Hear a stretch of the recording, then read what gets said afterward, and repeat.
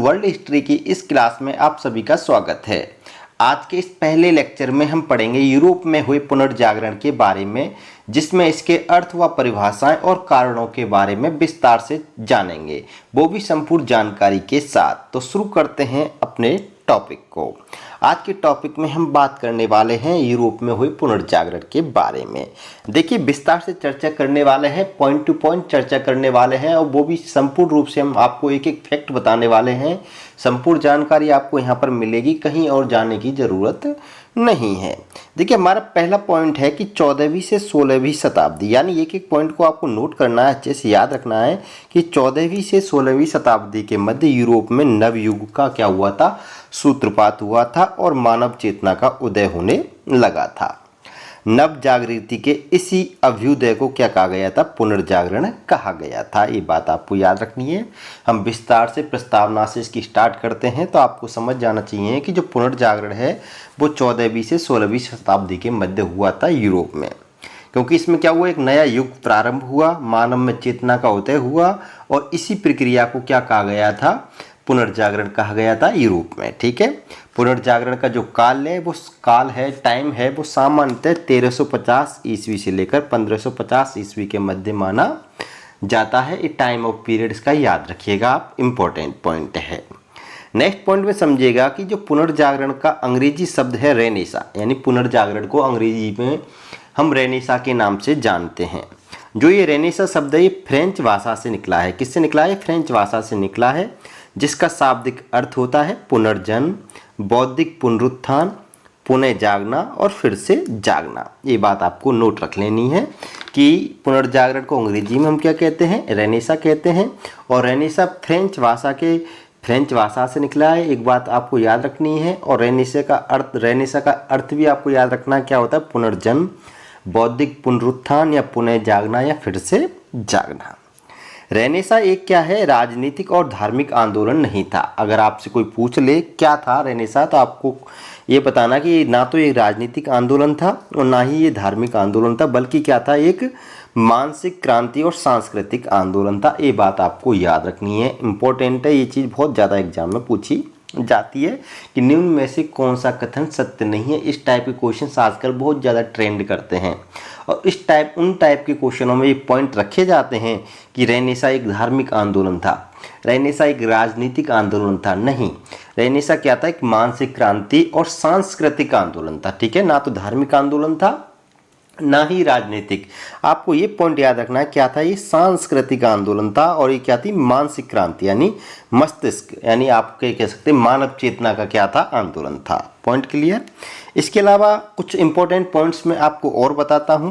तो एक नाम याद रखना, जॉर्जियो वेसारी, ये इटली के थे। ठीक है, उस समय के क्या थे, पुनर्जागरण के काल में एक व्यक्ति हुए जिनका नाम था जॉर्जियो वेसारी, इटली के निवासी थे। इसने क्या किया कि 16वीं सदी में स्थापत्य एवं मूर्तिकला में आए क्रांतिकारी परिवर्तनों के लिए प्रथम बार, यानी पहली बार पुनर्जागरण शब्द का प्रयोग रेनेसीटा नाम से किया था। ठीक है, किस नाम से किया था, रेनेसीटा नाम से किया था। ये बात आपको याद रखनी है। तो पूछ लेता है एग्जामिनर कि पहली बार स्थापत्य एवं मूर्तिकला में आए क्रांतिकारी परिवर्तनों के लिए पुनर्जागरण शब्द का प्रयोग किसने किया था, तो जॉर्जियो वेसारी ने किया था, इटली के निवासी थे, और इन्होंने इसके लिए रेनेसीटा शब्द का प्रयोग किया था। नेक्स्ट पॉइंट में अगला नाम देखिएगा, अगला नाम आता है पियरे ब्लोन का। ठीक है, पियरे ब्लोन का नाम याद रखना। इन्होंने सर्वप्रथम रेनेसा शब्द का प्रयोग किया था। उन्होंने रेनेसीटा का, इन्होंने रेनेसा शब्द का सबसे पहले प्रयोग किया था। इसके अलावा आपको 18वीं शताब्दी में एक फ्रांसीसी दार्शनिक हुए थे जिनका नाम था दिदरो। इंपॉर्टेंट है, फेमस दार्शनिक हैं दिदरो।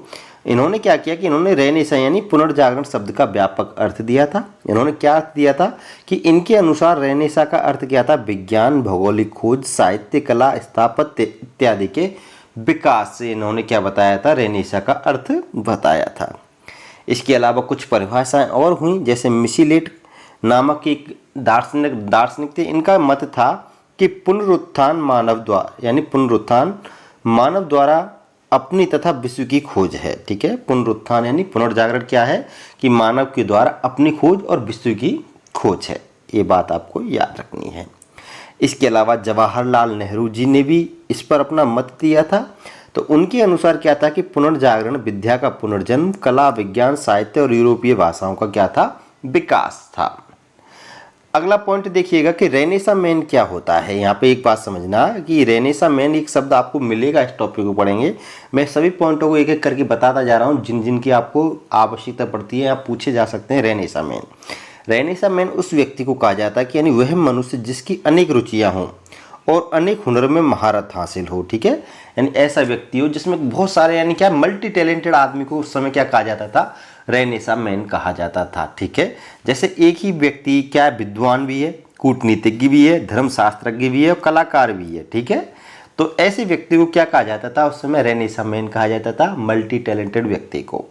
जैसे लियोनार्दो दा विंची थे, ये मल्टी टैलेंटेड व्यक्ति थे। माइकल एंजेलो, ये भी क्या थे, मल्टी टैलेंटेड व्यक्ति थे उस पुनर्जागरण काल के। ठीक है, इसके अलावा एक और नाम याद रखना, पुस्तक का नाम है the civilisation of the Renaissance in Italy. ठीक है, आपको याद रखना है कि the civilisation of the Renaissance in Italy पुस्तक के लेखक कौन है। ये इंपॉर्टेंट पुस्तक है, इसलिए मैंने यहाँ पर रख दी है।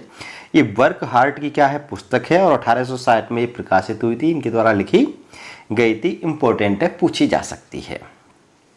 अगला पॉइंट देखिएगा, अगले पॉइंट में आपको बता दूं कि पुनर्जागरण का काल। ठीक है, तो मैंने अभी बता दिया था कि 14वीं से लेकर 16वीं शताब्दी के मध्य की काल को पुनर्जागरण का काल कहते हैं। और इस काल को हम 3 भागों में बांटते हैं, यानी 3 पार्टों में डिवाइड करते हैं। पहले पार्ट को, यानी पहले भाग को हम ट्रीसेंटो के नाम से जानते हैं, जो 1300 से लेकर 1400 ईस्वी के मध्य का जो काल है उसको हम कहते हैं ट्रीसेंटो। और जो 1400 से लेकर 1500 ईस्वी के मध्य का काल है उसको बोलते हैं हम क्वाट्रोसेंटा। और जो 1500 ईस्वी से लेकर 1600 ईस्वी का मध्य का जो काल था उसको बोलते हैं हम सिनक्यूसेंटो। क्या बोलते हैं, सिनक्यूसेंटो। अब याद रखिए कि जो ट्रीसेंटो काल था, इसमें क्या हुआ, इटली के साहित्य का विकास के जो काल था उसको हम ट्रीसेंटो बोलते हैं। यानी 1300-1400 ईस्वी में इटली में क्या हुआ था, साहित्य का विकास हुआ, इसको हम ट्रीसेंटो के नाम से जानते हैं। इसके बाद में इटली की जो कला का विकास हुआ, स्थापत्य कला का, सांस्कृतिक कला का, उस काल को हम क्वाट्रोसेंटा कहते हैं, जो 1300-1400 ईस्वी के मध्य है। इसके अलावा यूरोप में कला, साहित्य, संगीत एवं स्थापत्य का विकास यानी संपूर्ण यूरोप में हुआ था तीसरे काल में, जिनको हम सिनक्यूसेंटो के नाम से जानते हैं। इसके अलावा इंपॉर्टेंट बात याद रखना, नोट के रूप में यहाँ पे आपको बता दे रहा हूँ कि पुनर्जागरण जो 13वीं शताब्दी से लेकर और 14वीं शताब्दी से लेकर 16वीं शताब्दी में जो 300 साल का एक काल था, इस काल को हम पुनर्जागरण कहते हैं। लेकिन इससे भी पहले, पुनर्जागरण से भी पूर्व, यूरोप में 3 पुनर्जागरण और हुए थे। ठीक है, उन्होंने भी कला एवं संस्कृति के विभिन्न आयामों को प्रभावित किया था। वे थे, देखिए, एक था कैरोलिंगियन पुनर्जागरण, ये 9वीं सदी में हुआ था। एक था ओटोनियन पुनर्जागरण, ये 10वीं सदी में हुआ था। और एक था 12वीं सदी का पुनर्जागरण। ठीक है, तो ये 3 पुनर्जागरण और हुए थे।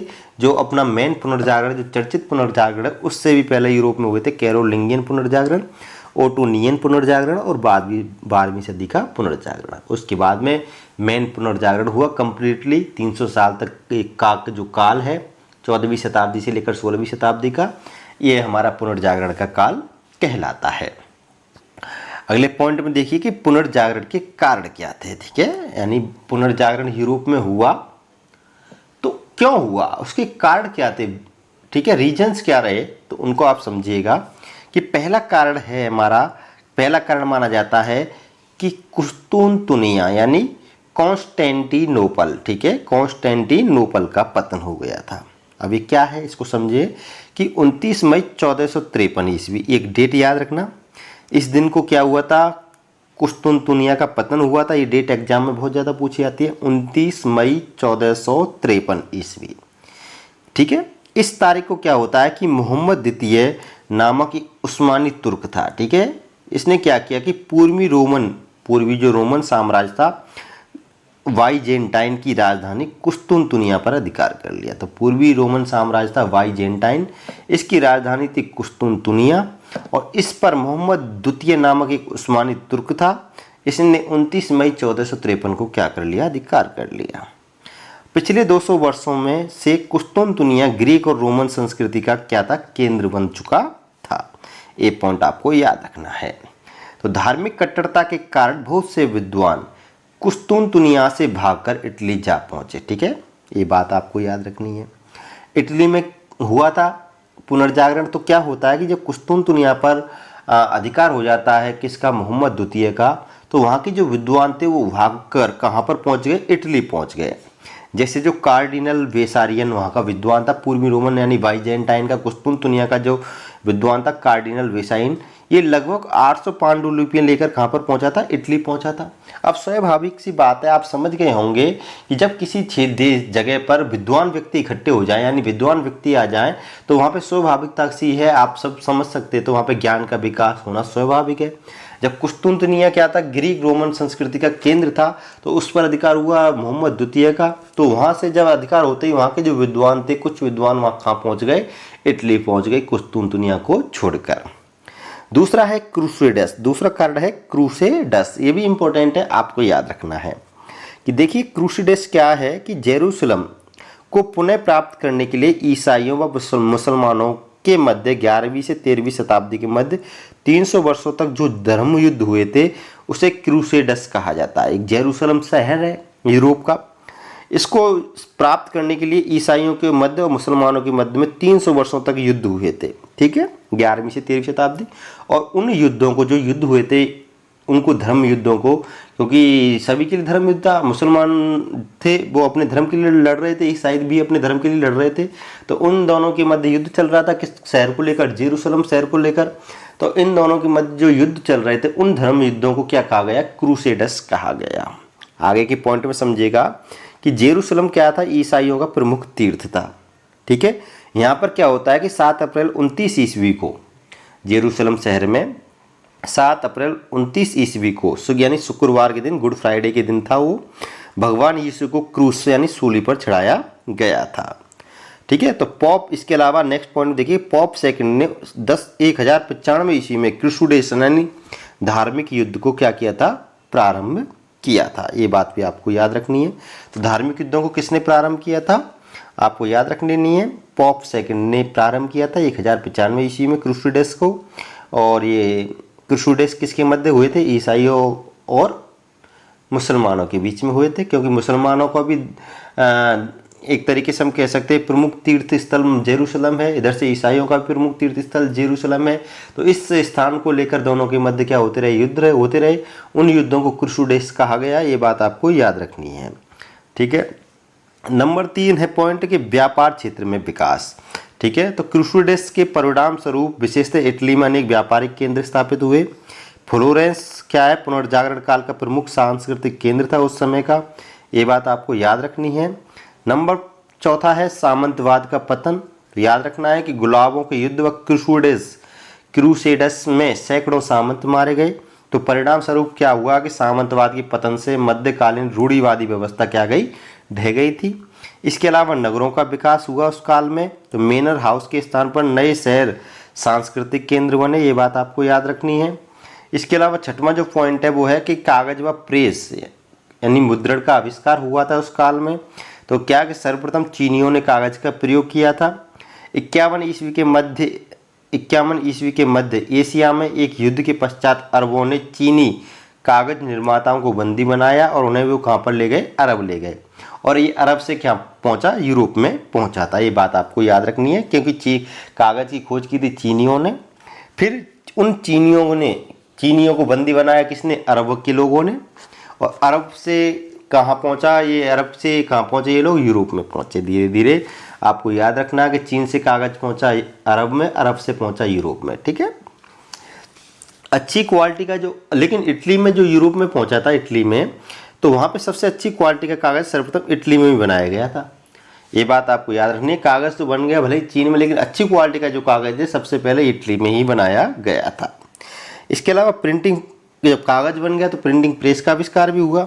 तो प्रिंटिंग प्रेस का जो आविष्कार है वो किया था जोहेन गुटेनबर्ग ने किया था 1454 ईस्वी में, और जर्मनी के मेंज नगर में ये बात प्रिंटिंग प्रेस का आविष्कार किया था जोहेन गुटेनबर्ग ने। इंपॉर्टेंट है, ये आपको याद रखना है। नेक्स्ट पॉइंट देखिए कि सर्वप्रथम 1456 ईस्वी में बाइबिल को लैटिन में मुद्रित किया गया था। जब प्रिंटिंग प्रेस बनी तो सबसे पहले किसको मुद्रित किया गया, बाइबिल को लैटिन भाषा में मुद्रित किया गया था प्रिंटिंग प्रेस से।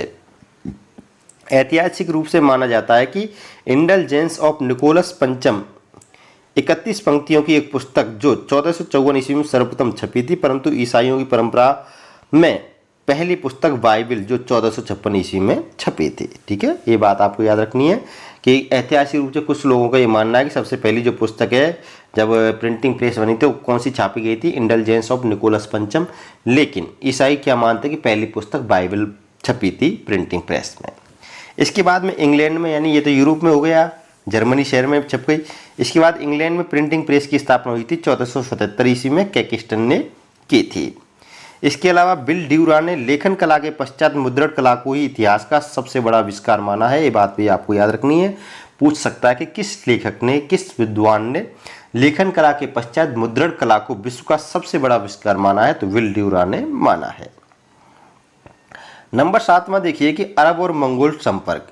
एक ये भी पुनर्जागरण का प्रमुख कारण था कि मंगोल शासक जो कुबलई खान थे, इनके दरबार में पोप के दूत और यूरोपीय व्यापारी व दस्तकार रहते थे। मार्को पोलो नामक बेनिस यानी इटालियन व्यापारी था, ये 1272 ईस्वी में इसके दरबार में पहुंचा था। इसके दरबार में भारत के भी बौद्ध विद्वान, गणित, ज्योतिषी के प्रकांड पंडित रहते थे। ये पॉइंट आपको याद रखना है। इसके अलावा 8वां देखिए कि स्कॉलास्टिक यानी विद्वतावाद पांडित्यवाद विचारधारा का उदय हुआ, कि इस विचारधारा में अरस्तु के तर्कों को लिया गया।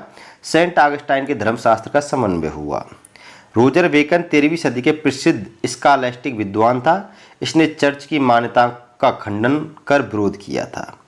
रोजर बेकर का कथन था कि सत्य सत्ता की नहीं वरन समय की पुत्री है। किसकी पुत्री है? समय की पुत्री है। इंपॉर्टेंट है, रोजर बेकर का ये कथन है कि सत्य सत्ता की नहीं वरन समय की पुत्री है। इसके अलावा भौगोलिक खोजें हुई इस काल में और राष्ट्रीयता की भावना का उदय हुआ। ये सभी प्रमुख कारण बने पुनर्जागरण के उदय में। इसके अलावा कुछ इंपॉर्टेंट पॉइंट्स और हैं, उनको देख लीजिए कि जो पुनर्जागरण का प्रारंभ है वो इटली के फ्लोरेंस नगर से हुआ था। पुनर्जागरण यानी रेनेसा का जन्म स्थल यानी पालना माना जाता है किसको? इटली को माना जाता है।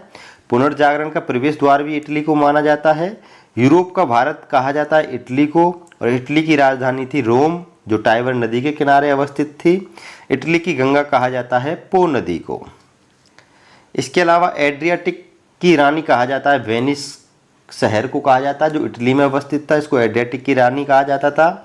इसके अलावा इटली के जो धनी नगर थे, यानी इटली देश के जो सबसे पैसे वाले जो नगर थे वो उनका नाम है मिलान, नेपल्स, फ्लोरेंस और वेनिस। प्रथम मानवतावादी अकादमी भी इटली में खोली गई थी 1439 ईस्वी में। और मानववाद यानी का जन्मदाता यानी पिता किसको माना जाता है? पेट्रोक को माना जाता है। ये फ्लोरेंस यानी इटली के फ्लोरेंस नगर के निवासी थे पेट्रोक। इनको मानववाद का जन्मदाता यानी पिता कहा जाता है, फादर ऑफ मानववाद। ये एक बात आपको याद रखनी है ह्यूमनिज्म का। अगला कि मानववाद का सर्वप्रथम प्रयोग किसने किया था? तो आपको याद रखना है सर्वप्रथम मानववाद के प्रयोग करता है F.J. नीथेमर, और ये जर्मनी के क्या है? शिक्षाविद थे। याद रखना है मानववाद के सर्वप्रथम प्रयोगकर्ता कौन थे? F.J. नीथेमर। नेक्स्ट पॉइंट में देखिएगा कि मानववादी क्या शब्द है, ये भी समझ लीजिए कि मानववादियों का मानना था कि परलोक की चिंता छोड़कर इस लोक को ही स्वर्ग बनाने का प्रयत्न किया जाना चाहिए। यानी परलोक के आप टेंशन लेते रहते हैं कि हमें माँ परलोक में क्या होगा, लेकिन इस लोक में तो आराम से रहिए, परलोक में देखेंगे, ये इनका मानना था। इटली क्या था? उस समय मानववाद का प्रमुख केंद्र था। और जो मानववाद शब्द है लैटिन भाषा के ह्यूमनिटीज शब्द से निकला है जिसका अर्थ होता है उन्नत ज्ञान। इसके अलावा कुछ इंपॉर्टेंट क्वेश्चन एंड आंसर्स हैं जो मैंने अब तक यहाँ तक पढ़ाया है, उसके जो एग्जाम्स में पूछे भी गए हैं कि ईश्वर केंद्रित सभ्यता से मानव केंद्रित सभ्यता की ओर परिवर्तन का परिचायक था। तो याद रखना है पुनर्जागरण था। अगला क्वेश्चन है कि मुख्य घटना जिसने यूरोप में पुनर्जागरण को जन्म दिया। तो मैंने बता दिया था कि ओटोमन तुर्क का कॉन्स्टेंटिनोपल पर क्या कर लेना? अधिकार कर लेना। यानी उस्मानी तुर्क शासक मोहम्मद द्वितीय का 1453 ईस्वी में 29 मई को और कुस्तुनतुनिया पर अधिकार कर लेना। ये सबसे इंपॉर्टेंट घटना रही थी पुनर्जागरण के उदय में। अगला क्वेश्चन है कि 1300 से लेकर 1550 ईस्वी के मध्य पुनर्जागरण कहाँ पर हुआ था? तो इटली में हुआ था। उसके बाद में क्या है? संपूर्ण यूरोप में फैल गया था। अगला कि पुनर्जागरण किस वर्ष प्रारंभ हुआ था? तो मैंने बता दिया 1453 ईस्वी में इसका उदय हो गया था। 1453 ईस्वी की मुख्य घटना याद रखना, कुस्तुनतुनिया पर उस्मानी तुर्क शासक मोहम्मद द्वितीय का अधिकार होना। उसके अधिकार होते ही होना और इधर से पुनर्जागरण का उदय होना दोनों एक साथ घटित हुए थे। ठीक है दोस्तों, इसके अलावा अगले पॉइंट में हम यहाँ तक कंप्लीट करा दिया है। अगले पॉइंट में हम पढ़ेंगे दोस्तों पुनर्जागरण के बारे में कि पुनर्जागरण के समय दौरान कौन कौन सी साहित्यिक गतिविधियाँ, स्थापत्य कला, मूर्तिकला, किन किन चीज़ों का विकास हुआ, अगले नेक्स्ट लेक्चर में हम आपको बताएंगे। लेक्चर अच्छा लगा हो तो दोस्तों वीडियो को लाइक अवश्य करिएगा और शेयर करिएगा। आप हमारे चैनल पर नए हो तो चैनल को सब्सक्राइब अवश्य कर लीजिएगा। हम आपको यहाँ पर कंप्लीट वर्ल्ड हिस्ट्री करवाने वाले हैं। ऐसी वर्ल्ड हिस्ट्री के कंप्लीट आपको यहाँ पर पॉइंट मिलेंगे, फैक्ट्स मिलेंगे और वो भी फ्री ऑफ कॉस्ट मिलेंगे, आपको संपूर्ण मिलेंगे। कई किताबों को निचोड़ एक साथ हम आपको यहाँ पर करवा रहे हैं। तो वीडियो को लाइक अवश्य करिएगा और एक कमेंट अवश्य करिएगा। तो फिर मिलते हैं नेक्स्ट अगले लेक्चर में, तब तक के लिए अलविदा, बाय बाय।